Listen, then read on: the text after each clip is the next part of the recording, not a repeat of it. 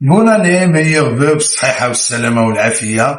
بغيت نعطيكم واحد لا غوسيت ديال راس العام مع الدجاج الحر، هذا الكوكليد الحر. مرحبا بكم في هذه الحلقه، تبعوني مزيان. اول حاجه غنديرو معلقه ديال الابزار،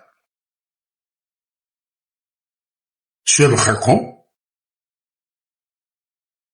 شويه ديال الحار ديال الكيمو،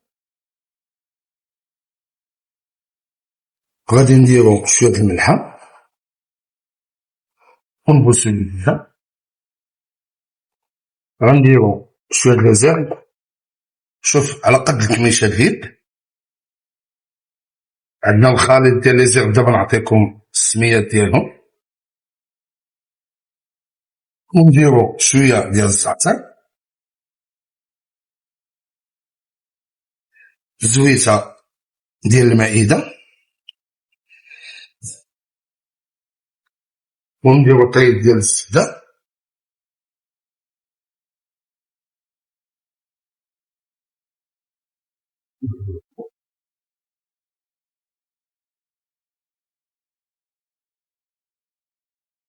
اول عمليه غادي نحلو الطنجره ديالنا اللي على الشكل هذه ما تكونش عندكم في داركم، مي نطلبوا على الله اللي عنده يخدم بها ويخدم في الطنجره كما كان بغا يكون النوع ديالها.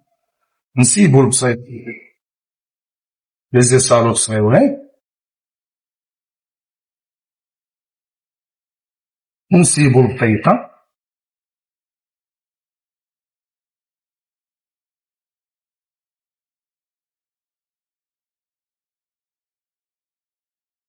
منساوش بان الوليدات الصغار تيبغيو البيطه. نبداو نشرملو الدجاج ديالنا على هذا الشكل، ونبداو ننزلوه على السديه ديالو.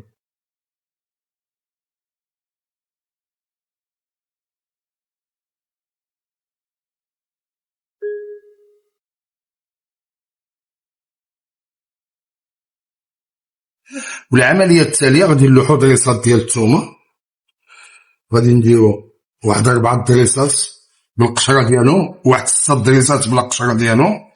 وغادي حنا ما تنساوش اننا غادي نديرو شويه ديال الماء، غير شويه، لان الكوكلي ديال الحر دغيا تيطيب.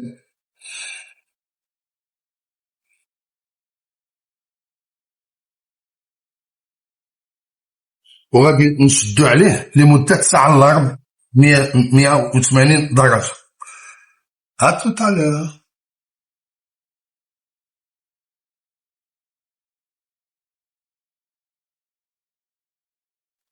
ميزامي كيف شتي واش على تقرميشه وتيحمقوا سير الحر، الله يعطيك الصحه على هاد الدجاجات. كيف تتشوفوا ها هي البصيله مع الكايه والبطيطه، تعطيوها للوليدات ديالكم، اما تخليوها هنايا وكل واحد يهز ديالو، اما اللي بغى يصبها وياكلها، هذاك شكل اخر. وفي الحقيقه تنموت عليكم، وجويو نويل اي بون اني اي ميور فو، تنموت عليكم.